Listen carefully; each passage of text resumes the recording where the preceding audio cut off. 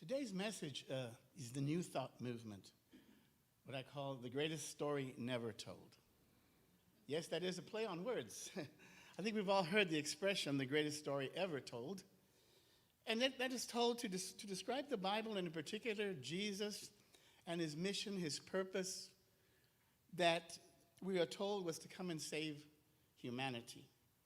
If you're unclear of the story or how this came about, then one of the reasons is why, because we tend to think, use our 21st century consciousness to think of things that were happening back then. So you kind of need to try, at least with the power of imagination, to put yourself in that framework of first century man, a totally different way of seeing things. At its most fundamental level, the story is about the liberation of the human race. Again, this is from first century perspective, from the forces of evil that have controlled the planet since the fall from grace. Another misinterpretation, but for another day. We'll leave that. In this way of understanding the universe, Jesus is the first step, the first fruit, as Paul talked about, towards that end. Maybe you've not really thought about that too much, but that's how it kind of works. Jesus will be the new king who will lead this revolution, this battle between the forces of good and forces of evil. Ultimately, good will win out, and consequently, the kingdom of heaven will be established on earth. When I was listening to the great courses and these wonderful professors who have PhDs from Yale and stuff in Christianity, that guy made that real clear. He said, we're not going to heaven, at least by the old theology. Heaven is coming to us. I said, wow, I never thought about that. But that is the traditional message Christianity asks us to believe.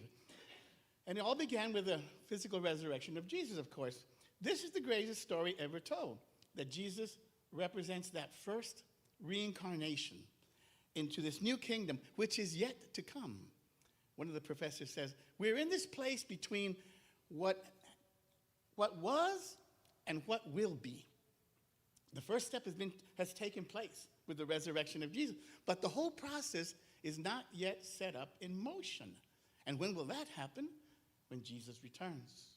What is termed the second coming. And of course, Tuesday at book club, we were talking about Father Richard Rohr's The Universal Christ, and he brought up the second coming. And I asked some of the people in Unity, we're all Unity people, said, who understands what the second coming from the Unity perspective is? And I was surprised that most people don't. I said, well, let me tell you. The second coming, according to Unity, is that point, not the return of Jesus, but that point, because the first coming has already taken place, the awakening of the initial idea that we are something more than what we think we are. But the second coming is when you personally come into the realization that you are a divine entity, a spiritual being, have a human experience. That, in Unity thought, is the second coming. So, but traditionally, this is why we say that when somebody passes away, we say, rest in peace. And have you ever thought about that? Why do we say rest in peace? For the same reason of that old ideology. That we are deceased, waiting for the return of Jesus so that the new end times, what's called end times, can begin. And this belief is led by Paul, because it was he who promoted the whole idea. It was his apocalyptic Jew point of view. And Paul believed that this was all going to take place during his lifetime. You can see it in the letters when people start passing away and say, when's the kingdom going to come, Paul? And say, well, they'll be okay too. And you can see him kind of adjusting as he goes along. And one time, I used to do glass etching, and there was a Pentecostal lady minister who used to come over and buy things from me. And when she first found out that I was going to start my journey towards becoming a minister, she says, oh, wow, that's interesting. So which one do you think is going to take place first, the millennium or the tribulation? And I go like, neither? And it's not to criticize. That's not to criticize. What it is just to point out that these beliefs, tribulation, millennium, fall from grace, all these things are the thoughts of men, mostly, and what they believed and what the consciousness that they held at the time. And that level of consciousness still very much exists today, because there's a lot of people who still believe in that theology. And we talked about stages when we first started to do Let's Get Metaphysical group with the book Integral Christianity. And again, it's not criticism. It's not even about right or wrong. It's just about simply relatively different stages of spiritual unfolding. You can see it among us. Yeah, I mean, Putin, he's got a ways to go. I mean, let's just face it. You know, this idea of invading another country and killing, never mind, I'm not going to get into that. Anyway, and in unity, we don't believe that old theology anymore because simply put, we're at a different understanding of spirituality. Thus, we seek something that more aligns with or resonates, I like resonate, resonates with our current consciousness. Unity co-founder Charles Fillmore wrote, "We are always living our consciousness." I've said that before, but think about that. We are always living our consciousness. How can we not? You see things from your perspective, from your level of spiritual unfolding, and that's what's always taking place. So this week's lesson really is a lesson. And you know, Unity started as a Unity School of Practical Christianity. So there's a lot of school in it, and that's. I've told you a million times, I'm a philosophy major, and when I first started going, and I told my wife, "Oh, I went to church and I learned something. That is weird." And so about last year, about this time, I did a lesson on on the history of unity, and this is somewhat similar to that, but it's a little broader in scale, because I want everybody to understand where the unity movement came from. As Anne likes to say, if we don't know where we came from, we don't really know who we are, right? Something worse to that effect, she says. So our history, though unchangeable, is part of our past. And many of you here are new to, I've talked to many of you who are actually new to unity. And so the objective, I've said before, is to try to get everybody on the same page consciously, from a conscious level, as much as possible. In one of the videos that we saw in the Let's Get Metaphysical, I had never seen it. I thought that was interesting. They put a bunch of metronomes like side by side on the same beat, of course, but they start them at different times, so they're all going all over the place. And after a little while, they all sync together. They just do. I said, what? That is weird. So that's what I'm trying to do here. I'm trying to get us all to be on the same frequency, on the same rhythm, and so that we can really get a solid energy coming out of here that goes out into the bigger community that we're trying to help, advance this spiritual understanding of things. And so this week, on the top of that, and under the category of the universe speaking to me sometimes about what to talk about, we had the book club, and we talked about the universal Christ. And it's so, if you've read the book, it is so unity. Father Richard Rohr's book is just so unity. And I think thank you, Father, for bringing our views out to a broader audience. But you might have mentioned that this is a part of the great American spirituality called New Thought that's been around for about 150 years now. And the funny thing is that he does conferences and stuff, and he gets a lot of people to come to them, to see it, to talk about what we're talking about. And it reminds me that there are a lot of people out there looking for what we are saying. And when I first got here, I did an interview. The interview lesson that I did, it was in September of 21, and we only had about 30 people at the time, I think, because we had just started coming back together from Zoom. And so most of them didn't hear it. Most of you didn't hear it. So I want to do it again next week. And here I am interviewing for the minister of Unity Georgetown, and my lesson is, church? Who needs it? So I'm going to do church, who needs it again next week, because you haven't heard it in a while. And so we've been talking about the greatest story ever told. Let's talk about the greatest story never told, the New Thought. And here's the grand irony, and it correlates with what I just said about church, who needs it. It is the same story. The story never always ever told, and the greatest story never told, is the same story. The difference is in the level of interpretation that it is being told. Changes everything. I have a lesson once that I've said, how big is your God? And you know, the answer is, your God is as big as your consciousness is. It's perfectly matched to it, period. Just like when we thought that the earth was flat. And I tell people, the first century man didn't even know that there was people on the other side of the ocean, let alone what we're getting pictures from the Webb telescope these days. Now, that's a change in perspective. Same people, different change. Well, not the same people, but you know what I mean, humanity. But a totally different point of view. And so fundamentally, again, it's about freedom. You shall know the truth, and the truth shall set you free. I have a saying for that. I have several sayings. And my saying for that one is, what truth could possibly set you free other than the truth that you are free? The realization of it. Right? What else could? And so there's a lot of people who have not heard of the New Thought movement. Maybe today after, you have a better idea. I want you to write a 1,000-word essay on New Thoughts. So let's talk about it briefly, because again, we do want to know how all this came to be. We got to start with the setting. The setting is the 1800s, okay, in America. It is an American spirituality. I have a book, an extra one that I brought. It's outside. I gave it to the church. If you want to buy it, it's called New Thought, A Distinctive American Spirituality, or something to that effect. It's a very good book about New Thought. And I have an extra one, so if you want to buy it from the church and read it, it's really, but anyway, so here we have this. We have a very new country, because it had just started not too long ago. And it was based on the idea of an egalitarian society. And egalitarian comes from the root word, French root word, that says igual. And in Spanish, if you know Spanish, it's igual, that everybody's the same and everybody's equal. So that was the starting point of the great American experiment, that we all are created equal, that we're all the same.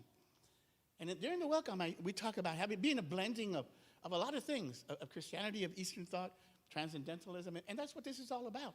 So we have a new country. We have the Age of Enlightenment, the scientific revolution, which also had just come about, with Newtonian physics, which changed entirely how we see the physical universe. Now it became a thing about science. And if you know anything about how that worked, then Newton basically eliminated, and science eliminated God, the Spirit, from the whole equation of we've always been trying to figure out what the nature of the universe is. Well, science came along in the scientific revolution and said, oh, it's all matter. It got nothing to do with spirit. We got formulas all over the place. And I told you once that to the point that the leader of the School of Physics in Harvard at that time actually made a statement that said, we know all we need to know. It's just a matter of fine-tuning this Newtonian physics, and we can explain everything. Of course, you know that happened until the quantum physics came along, all of a sudden like, duh, what happened? and here we are again, trying to figure all this stuff out. And part of what came into unity is also the transcendentalist movement. And that was led by Ralph Waldo Emerson. Waldo Emerson was born somewhere around 1805 or something, early in the century. And so by the time the unity people and everybody else, they were very well versed in transcendentalism. And transcendentalism says divinity pervades all nature and all humanity.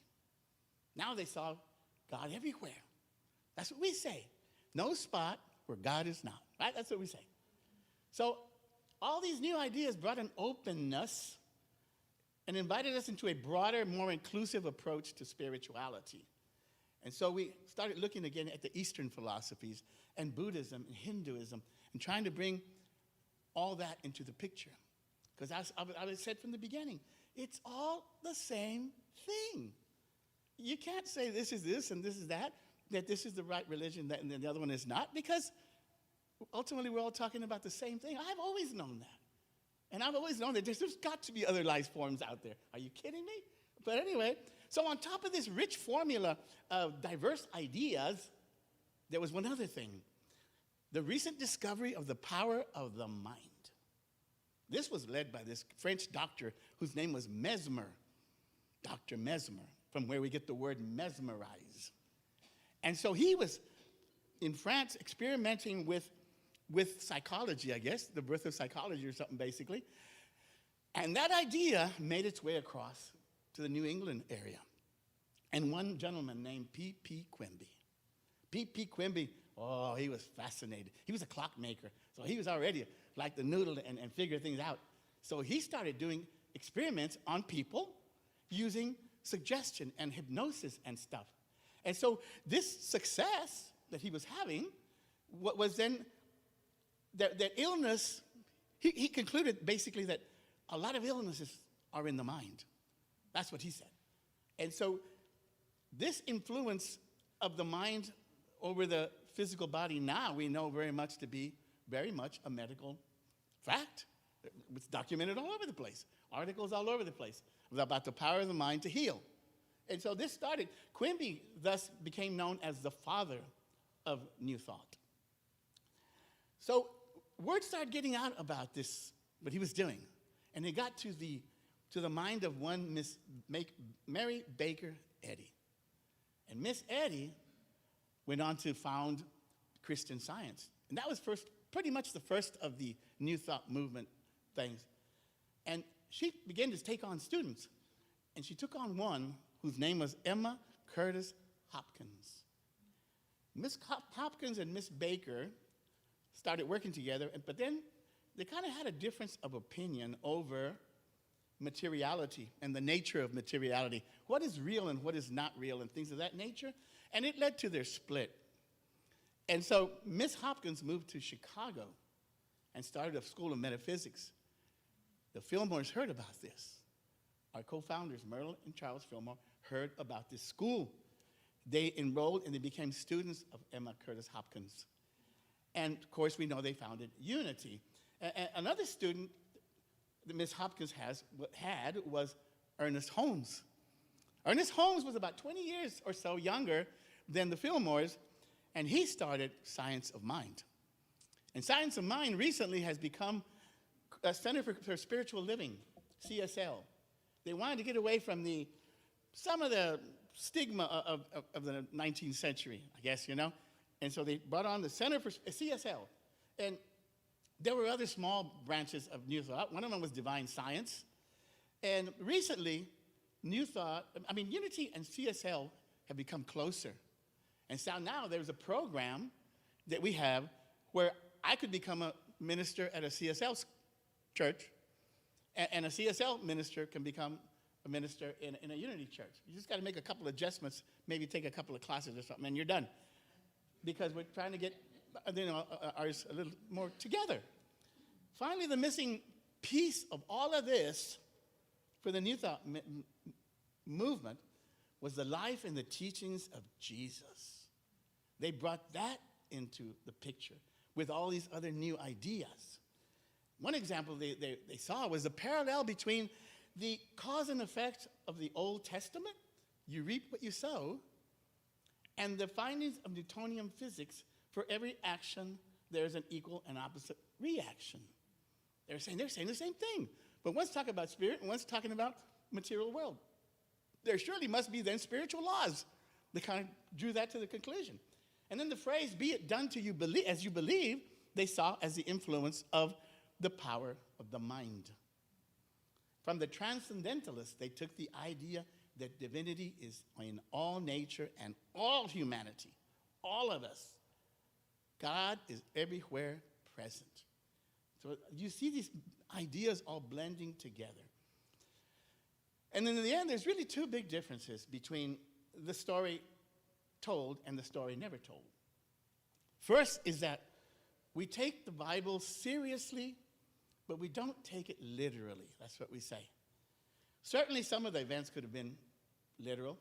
I'm sure they were. But we know that the Bible is not a historical book. And that we also don't know who wrote any of the Gospels. We don't. That's a fact. We have copies of copies of copies, and when they were first written, there was no person identifying themselves as the author. And it's written in third person. So one of the church fathers around 300 or so, what do we call it now? BC? No, CE, Common Era. Decided to put labels on the books and call it the book of Mark, Matthew, Luke, and John. But that's not how they were. Again, the works of men, the works of men. And they come from all these traditions and oral traditions that were passed down. And again, the reflection of the consciousness of the individuals at that time. And the second, and this is really big, this is the whole point of this whole thing, is that early Christianity, there was two directions that it could have gone.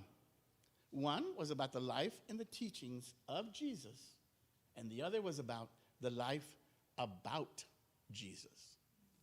And that life about Jesus was the thoughts of Paul as an apocalyptic Jew. He saw him as the resurrected Christ, the king of the new kingdom. He fit all that into his picture. And Paul had it not been for Paul, the whole Christian movement would have just gone out. Like all the other, there were so many different Christian sects at the time. It would have faded just like all the rest of them. But Paul was hardcore in that belief, and he went all over the place, and he taught that, but he taught what he believed. Not the message of Jesus so much. He rarely talks about Jesus.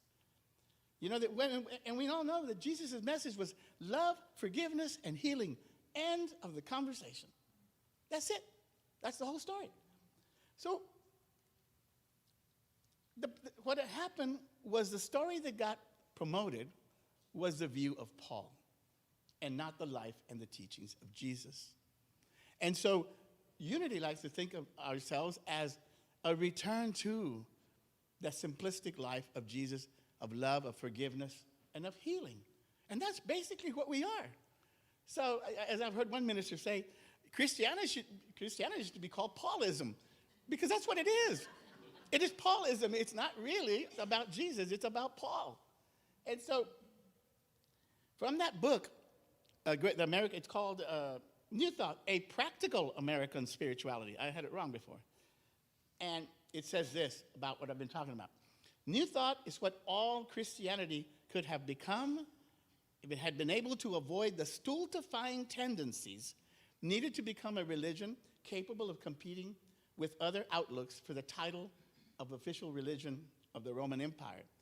It is what all Christianity could have become if it had allowed freedom of belief, concentrating on following the loving, healing example of Jesus, rather than developing a rigid superstructure of teachings about Jesus. So in other words, if we had followed Jesus, Christianity would look a whole lot like Unity. That's what it would look like. And that's what Father Rohr, in his new understanding of all this, is saying exactly the same thing. As I said, thank you, Father, but you might have mentioned that there's a lot of people who believe this way already. But that's okay. That's just what we're trying to do. And part of this lesson for next week is that there are a lot of people out there looking for us. They've abandoned the old story because they've outgrown the old story. But they don't have another story to replace it with.